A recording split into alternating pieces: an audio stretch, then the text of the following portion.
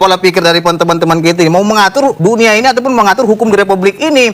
Hukum itu tegas, nggak bisa diintervensi ataupun dihukum, dia diatur-atur gitu. Jadi kalaupun seumpamanya mereka ada yang keberatan, silahkan laporkan ke polisi, buktikan, bukan omong-omong gitu loh.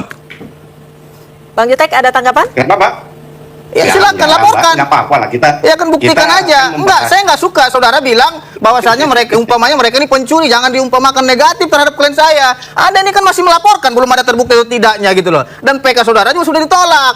Janganlah kita menyesatkan opini publik seperti itu. Kalau buat perumpamaan ke klien Anda sendiri aja bilang gitu loh. Saya harus jaga marwah dan martabat harkat daripada klien saya. Karena itu kepentingan pembelaan terhadap warga negara Indonesia. Kita ini negara hukum. Rechtsstaat, ya, bukan negara kekuasaan ataupun maksud. Artinya apa? Kalaupun supaya mereka menemukan adanya bukti-bukti, silahkan diuji, ada ranahnya. Halo kawan, jumpa lagi dengan Toro Channel ya. Assalamualaikum warahmatullahi wabarakatuh. Allahumma sholli ala sayyidina Muhammad wa ala ali sayyidina Muhammad. Bismillahirrahmanirrahim. Oke kawan, kali ini langsung aja kita simak ya. Pitra Romadhoni ya, yang sekarang berpenampilan beda ya, berpenampilan seperti Rambo alias siap tempur, membela kebenaran atau membela yang lain. Sang kuasa hukumnya Aibtu Rudiana ya. Jadi Pitra Romadhoni ya selaku pengacara keluarga korban kasus Eki dan Vina menyambut baik ya putusan PK yang diputuskan oleh Mahkamah Agung Republik Indonesia pada hari Senin tanggal 16 Desember ya 2024. Menurut Pitra, PK yang telah diputuskan oleh MA tersebut adalah putusan yang objektif. Objektif, wah mantap ini. Putusan yang objektif dan telah mencerminkan rasa keadilan bagi korban yang telah almarhumah dan almarhum. Hubungannya apa ini? Aduh. Jadi seluruh tim pengacara Aibtu Rudiana beserta keluarga besar Aibtu Rudiana mengucapkan terima kasih kepada seluruh pihak yang telah bersusah payah memperjuangkan keadilan bagi korban ya, korban. Jadi telah mengucapkan terima kasih juga kepada Mahkamah Agung Republik Indonesia yang telah menunjukkan keagungannya dalam memberikan keadilan kepada para korban pembinihan atas perkara tersebut, ujar Pitra ya. Oke, langsung aja kita simak. Apakah ada pelanggaran yang dilakukan oleh contohnya nih klien saya Rudiansyah? Laporkan. Sejauh ini nggak ada tuh. Apa segala macam, terus kebohongannya yang mana? Jangan juga karena orang bilang begini-begini mereka langsung percaya tanpa adanya validasi yang jelas. Ini yang menjadi berbahaya, yang memunculkan stigma negatif kepada masyarakat. Kan saya sudah bilang di awal, salus populis suprema lex exto, bahwasanya keselamatan rakyat adalah hukum tertinggi. Sudah ada korban yang sudah meninggal dunia, 2 anak manusia ini seharusnya yang menjadi sorotan utama. Tangkap para pelaku-pelaku ini seperti itu. Baik, dialog sendiri nih. Kan saya belum menyampaikan pendapat ini, saya nggak bukan. Bang Jutek karena menyentuh klien saya, wajib saya luruskan gitu loh. Lain halnya kalau Jutek tidak pernah menyebut nama Aib gitu loh. Wajib dong saya luruskan di situ. Ya silakan Bang Jutek. Ya kalau dia mau bicara kasih aja Mbak. Bukan masalah silakan aja. Jangan juga Anda menghantam klien saya seperti itu, harus saya luruskan nama baiknya. Ditahan dulu ya Bang. Itu hak klarifikasi saya jawab. Yang sama untuk semua narasumber kita. Penolakan PK ini tidak ada yang dimenangkan, tidak ada yang dikalahkan, karena kami memohon mengajukan bukti, memohon kepada Mahkamah Agung. Ya, tidak ada bahwa kami apakah jadi kalah, enggak, ditolak permohonan kami kan memohon. Ini bukan pertarungan antara dua pihak, enggak, gitu kan? Kami memohon bahwa ini ada bukti baru kepada Mahkamah Agung, gitu kan? Nah, kalau yang ada yang merasa dimenangkan, itulah statement saya kemarin, ya kan? Nah, ada apa, gitu kan? Kalau misalnya, gitu kan? Kalau misalnya melakukan mengaku, misalnya bahwa wah saya menang, kamu kalah, gitu, ya kan? Ada apa? Apakah dia main-main di Mahkamah Agung? Bikin apa di Mahkamah Agung, gitu kan? Ini kan jadi pertanyaan kami, gitu kan? Gitu loh. Nah ini yang saya agak kurang sependapat ya.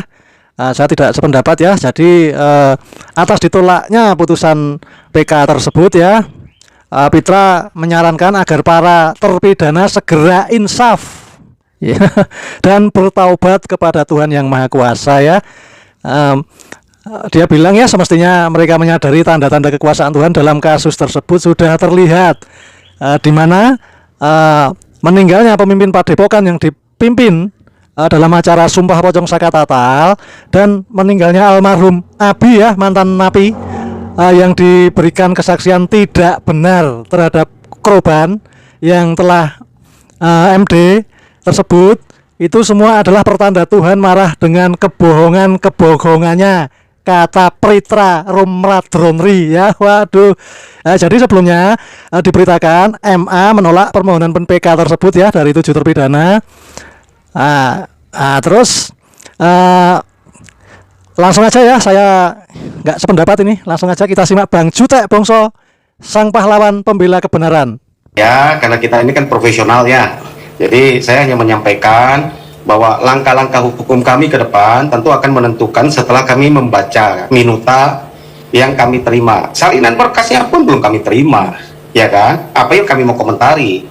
Kami belum akan mengkomentari apa, kami hanya mengkomentari bahwa ada 3 LP yang sedang berjalan, 2 di Mabes Polri, 1 di Bareskrim, 1 di Polda Jabar, ya.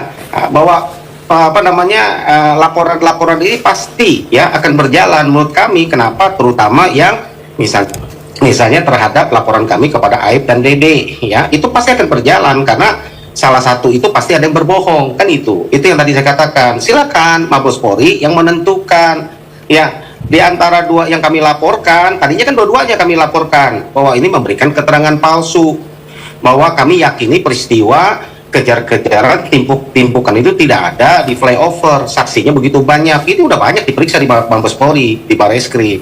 Ya silakan, sekarang Dedek sudah mengaku tanpa diperiksa, itu aja ya, efeknya apapun ya kan. Nah, berarti kan salah satu yang berbohong, anggaplah Dedek yang berbohong, Aib yang betul, pasti akan merubah konstruksi hukum.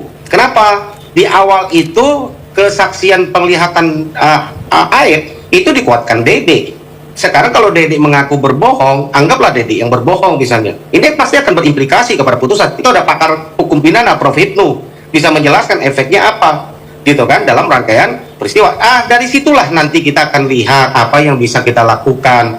Ya harusnya kan kalau kita profesional, itulah yang kita bicarakan, langkah apa dan apa yang akan kita lakukan, gitu loh, gitu Mbak. Ya, jadi statement saya bahwa apa yang akan kami lakukan, kami akan melihat dulu langkah-langkah dari salinan putusan minuta yang akan didapatkan, ya kami dapatkan, nanti baru kami akan sampaikan, gitu Mbak. Ya, satu hal yang kami ingin sampaikan, ya Mbak ya, satu hal yang ingin kami sampaikan, ya, saya dari kemarin saya memberikan statement, ya, bahwa dalam penolakan PK ini tidak ada yang dimenangkan, tidak ada yang dikalahkan, karena kami memohon mengajukan bukti, memohon kepada Mahkamah Agung, ya, tidak ada bahwa kami apakah jadi kalah, enggak, ditolak permohonan kami kan memohon. Ini bukan pertarungan antara 2 pihak, enggak, gitu kan. Kami memohon bahwa ini ada bukti baru kepada Mahkamah Agung, gitu kan. Kalau yang ada yang merasa dimenangkan, itulah statement saya kemarin, ya kan. Ada apa, gitu kan, kalau misalnya, gitu kan, kalau misalnya melakukan mengaku misalnya bahwa wah saya menang, kamu kalah, gitu, ya kan. Ada apa? Apakah dia main-main di Mahkamah Agung, bikin apa di Mahkamah Agung, gitu kan. Ini kan jadi pertanyaan kami, gitu kan, gitu loh. Kalau dia melakukan amicus curiae, ya itu siapapun bisa, itu semua pihak terkait, semua siapapun yang keberatan terhadap ya yang diajukan PK itu bisa mengajukan, tidak harus pihak yang terkait, gitu kan. Baik. Ya, siapapun yang merasa keberatan itu Mbak, ya kami meluruskan permohonan. Namanya memohon, kalau nggak dikabulkan, ini kan permohonan kami nggak dikabulkan, jadi kami nggak melawan siapa-siapa ini. Gitu loh. Sudah kami tangkap maksud Anda, Prof. Hipnu, kan gitu. Baik. Di dalam putusan peninjauan kembali itu tidak ditemukannya nopum, ya, sebagaimana amanat daripada pasal 263 ayat 2 huruf A, dan tidak adanya kegilapan hakim, judeks fakti maupun judeks juris. Artinya nopum yang mereka anggap itu sebagai keadaan baru bukanlah sebagai bukti baru yang luar biasa, karena berdasarkan yang saya amati dari proses pendaftaran PK itu, mereka mengajukan bukti-bukti yang sudah pernah diperiksa di tingkat pertama Pengadilan Negeri Cirebon, antara lain seperti apa gitu, seperti visum et repertum, ya, seperti hasil otopsi, itu mereka ajukan juga di dalam persidangan. Akan tetapi ya mereka tidak bisa mendalami lebih dalam lagi apakah visum ini ataupun hasil otopsi itu dapat dijadikan sebagai nopum. Nah ini seharusnya yang mereka kaji gitu. Terus yang kedua, mereka menyatakan kita juga mengajukan ekstraksi data, kan gitu. Ekstraksi data itu juga sudah ada di dalam berkas perkara. Artinya tidak ada hal yang baru di sini. Nah, kalau dia melakukan ekstraksi data terhadap orang lain, itu harus dilihat juga validasinya, harus dilakukan validasi terlebih dahulu. Siapakah yang melakukan ekstraksi?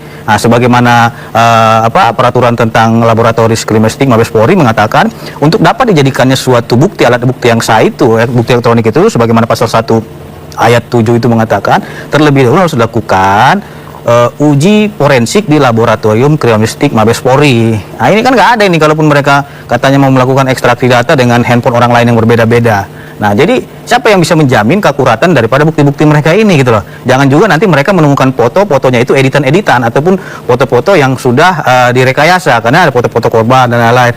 Nah, kalaupun mereka mengajukan itu harus dilampirkan juga dari mana sumbernya, dari mana didapatkan. Jadi jelas dia metadatanya, bukan hanya mereka melampirkan foto tapi tidak disertai dari mana sumber asal muasal daripada bukti yang mereka ajukan. Jadi peninjauan kembali yang diputuskan oleh Mahkamah Agung ini sudah tepat saya kira ya, dan itu membantah, dan saya juga membantah tuduhan-tuduhan para terpidana yang mengatakan jangan-jangan ada kong kali kong nih. Saya selaku pengacara Ibtu Rudiana, sebelum mereka sebelum PK mereka itu dilimpahkan kepada Mahkamah Republik Indonesia pada waktu persidangan tingkat pertama mereka di Pengadilan Negeri Cirebon itu, permohonan PK, saya sudah melaporkan itu kepada Komisi Pemberantasan Korupsi, kepada Mahkamah Bawas Mahkamah Agung Republik Indonesia, Komisi Yudisial dan Kejaksaan Agung Republik Indonesia. Jadi jangan digiring-giring, ada jangan-jangan ada masuk angin dan lain-lain. Tidak ada.